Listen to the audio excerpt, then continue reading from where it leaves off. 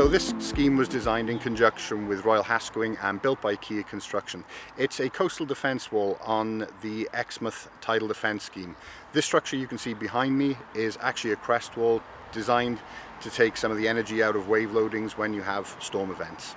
Given the narrow access to these sections where Kia needed to construct a surge wall, we had a product that could be carried and put into position effectively. Around about sort of 3 to 4 people with small machinery. I believe it was put in with relatively small plants as well.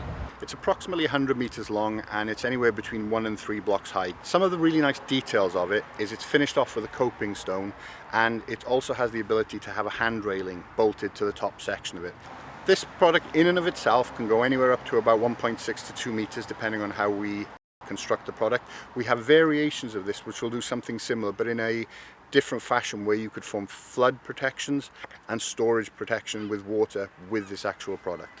So one of the really nice things about this product is the marshals can take this and design it in-house. We have a team of engineers which focuses on this product, and from that we can provide an engineered, sustainable solution which is designed specific to the requirements. So in this example, it's made with marine mix and was designed to last 120 years.